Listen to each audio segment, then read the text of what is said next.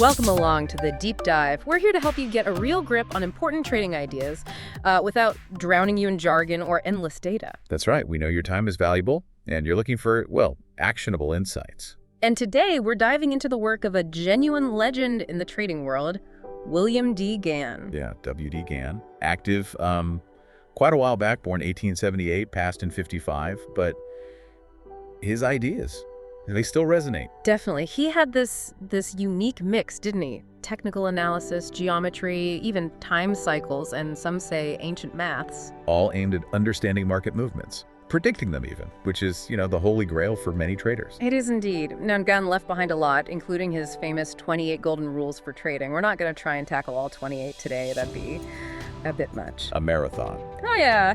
Instead, we've picked out 4 rules that we think are especially useful, particularly relevant for traders operating right now in today's markets. These rules, they really form a kind of foundation, don't they, for disciplined, data-led trading. We're talking risk management, choosing the right markets, How you actually make the trade, and, crucially, how you hang on to your profits. and it's worth mentioning, those full 28 rules, they cover a huge amount of ground. From managing your capital right down to the psychology, the mental game of trading, it's quite comprehensive. Absolutely. So if you're looking to maybe refine your approach, get some solid principles to build on, you're definitely in the right place for this deep dive. And hey, if you find this useful, if these ideas spark something for you, do us a favor. Like, share, maybe subscribe. It helps others find this too, and you won't miss our future sessions. Okay, let's get stuck in. Rule number 1 from Gann's list. Trade only active, liquid markets to ensure tight spreads and execution. Sounds simple, maybe. It does sound straightforward, but there's quite a bit packed into that seemingly simple statement. What he's really saying is, focus your energy where the action is. Meaning markets with lots of buying and selling going on, high volume. Exactly. Think of it like choosing a busy highway over a deserted country lane if you need to get somewhere reliably. High liquidity means lots of participants. Okay, and why is that so critical? What's the actual benefit for me, the trader? Well, there are a few key benefits. The first one is just efficient execution. When you want to buy or sell in a liquid market, there's almost always someone ready to take the other side of your trade pretty much instantly. Ah, so your order gets filled quickly. Right, and usually very close to the price you see on the screen. In markets that move fast, this speed is, well, it's vital. You don't want to hit buy and then wait, wondering if you'll get filled while the price maybe runs away from you. Yeah, I can see that. Missing your entry point because the market's too thin. That's frustrating. Or worse, not being able to get out when you need to. The second big advantage is tighter bid-ask spreads. Okay, remind us what the spread is again? Sure. It's just the small difference between the highest price a buyer is willing to pay, that's the bid, and the lowest price a seller is willing to accept the ask. Got it. In really active markets, there's loads of competition between buyers and sellers, and that competition tends to squeeze that gap, the spread, making it really narrow. And why does a narrow spread matter so much? Because that spread is basically a transaction cost for you. Every single time you enter or exit a trade, you cross the spread. It's like a tiny toll booth fee. Ah, The tighter that spread, the lower the fee. And if you're trading reasonably often, even these tiny amounts, they add up significantly over, weeks, months, years. It directly impacts your bottom line profitability. so just choosing liquid markets helps lower your trading costs right from the start. That's a fundamental point. It really is. And the third benefit, closely related, is reduced slippage. Slippage, what's that? Slippage is when the price your order actually gets filled at is different from the price you expected when you place the order. Oh, right. Like you click buy at $100, but you actually get filled at $100 or 5s and 5s or something. Exactly. Or sometimes much worse, especially in illiquid or thin markets. If there aren't many orders around your price level, your own order, especially if it's reasonably large, can actually move the price against you before it's fully filled. Ouch. Yeah. But in highly liquid markets, the sheer volume of orders already there acts like a buffer. Your trade is just a small drop in a big ocean, so it has minimal impact. This means you get more predictable fills, closer to the price you intended. Okay, so rule 1 is all about setting yourself up for success by playing in the busiest, most efficient parts of the market. Smoother, cheaper, more predictable. Makes sense. It's a foundational piece. Choose your playground wisely. Right. Let's move to rule number 2. Use market orders over limit orders for execution certainty. Now this one might raise a few eyebrows. People love limit orders, trying to get that perfect price. They do, and understandably so. A limit order gives you control, right? You say, I will only buy at this price or better, or I will only sell at that price or higher. Yeah, it feels like you're being precise, maybe smarter. But Gann's perspective, and it's a really important one, prioritize something else. Certainty. Getting the trade done. A market order says, get me in or get me out right now at whatever the best available price is. So you sacrifice the potential price improvement for the guarantee of execution. That's the trade-off, precisely. Think about fast-moving markets again. Gann lived through some volatile times, and we certainly see them today. Timing can be absolutely everything. Okay.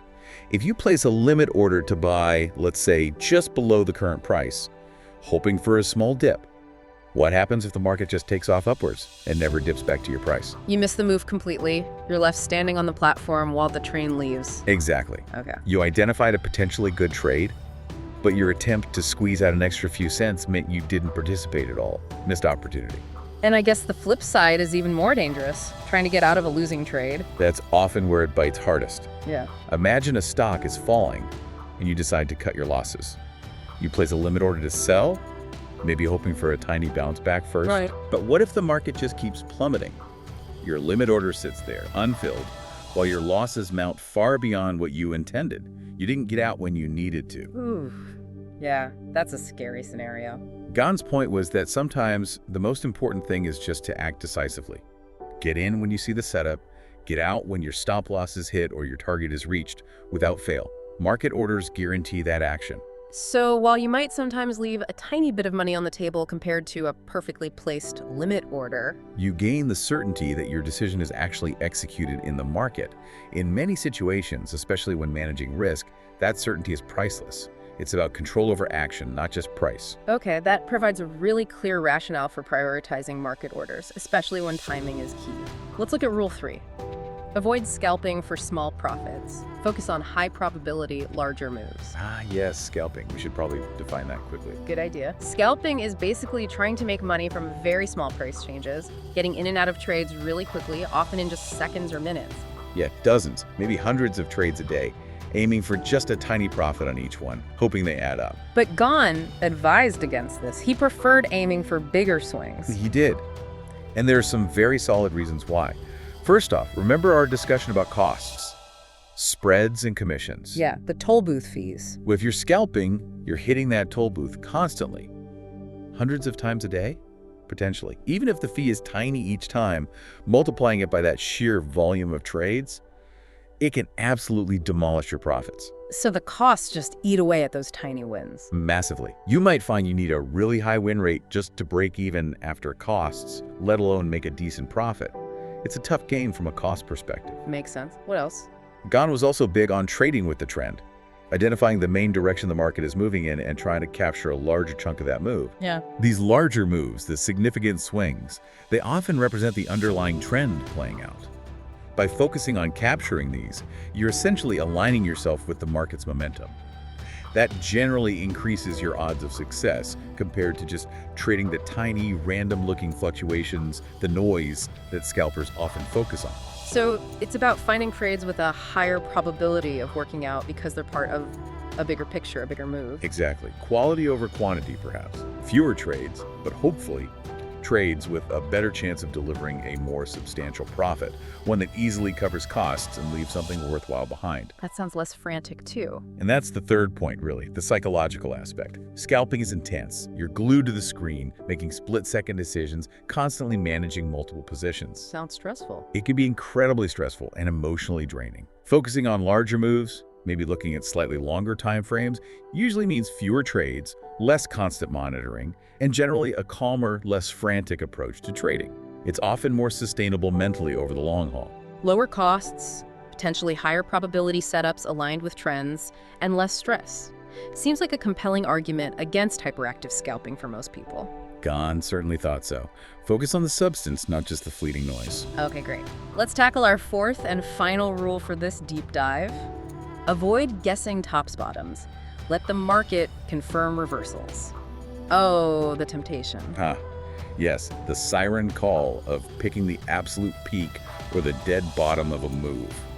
It's incredibly alluring, isn't it? Imagine buying at the very lowest tick or selling at the very highest. Maximum bragging rights, maximum profit on that one trade. But Gann warns strongly against trying to predict these turning points just based on, a hunch or feeling like the market has gone too far. Why? What's the danger? The big danger is that markets can and often do keep trending much longer than seems rational or possible. You see a market that's been going up and up, you think surely it must turn around now, so you jump in and sell short. Only for it to keep climbing higher and higher. Precisely. You've entered against the prevailing trend based on a guess, and now you're accumulating losses. The same applies to trying to buy the bottom of a downtrend. It can keep falling further than you ever imagined. So trying to be a hero and catch the exact turning point is often a recipe for getting run over by the trend. Very often, yes. It's fighting the market's momentum. What Gann advocated instead was patience, waiting for the market itself to give you clues, actual evidence that the trend might genuinely be changing. So don't predict, react, wait for confirmation. Exactly. Let the market show you it's turning. This confirmation might come in different forms. Maybe price breaks a key support or resistance level, maybe breaks an established trend line, maybe specific reversal patterns form on the chart. Things that suggest the balance between buyers and sellers is actually shifting. Yes. You're looking for objective signals that the previous momentum is fading and the opposite force is starting to take control. By waiting for this kind of confirmation before you enter a counter-trend trade, You increase the probability that the reversal is real and not just a temporary pause or pullback. that's the core idea. You might not catch the absolute extreme top or bottom. You'll likely miss the first part of the reversal. But your entry has a much higher probability of success because you're trading based on evidence, not just hope or guesswork. It's about improving your odds by letting the market lead the way. Discipline over prediction. Discipline, patience, and reacting to what the market is doing, not what you think it should do. It can save you from a lot of painful premature entries. Wow, okay. These 4 rules, they really tie together nicely, don't they? Trading liquid markets for efficiency. Using market orders for certainty of execution. Focusing on bigger, higher probability moves instead of scalping. And waiting for market confirmation before trying to pick tops or bottoms. It paints a picture of a very disciplined, practical, risk-aware approach to trading. Absolutely. And even though Gann developed these principles based on markets from decades ago, the core logic, managing costs, ensuring execution, trading with probability, respecting trends, managing risk, it's timeless. It really plays across the board, doesn't it? Stocks, Forex, commodities, crypto. The underlying market dynamics he observed are still very much at play. They are. It's about understanding fundamental market behavior and applying sound principles consistently. And speaking of applying sound principles and maybe leveraging technology to do that, if you're interested in exploring trading strategies built on similar foundations, particularly identifying where the smart money might be moving, Then you might want to check out AccumulationPro.com. yeah, we encourage you to visit. At Accumulation Pro, the focus is really on cutting-edge algorithms designed to follow those smart money flows, but critically, with a huge emphasis on risk management. Because at the end of the day, managing your risk effectively is probably the single most important factor for long-term survival and success in trading. It's the cornerstone. Absolutely. So definitely take a look at AccumulationPro.com if you're curious about that approach. So as we wrap up this deep dive into just 4 of Gann's golden rules, maybe the thought to leave you with is this. How could incorporating some of these core ideas focusing on liquidity, execution certainty, substantial moves, and market confirmation, how could that help make your own approach to the markets more robust, more informed, and potentially more successful over the long term?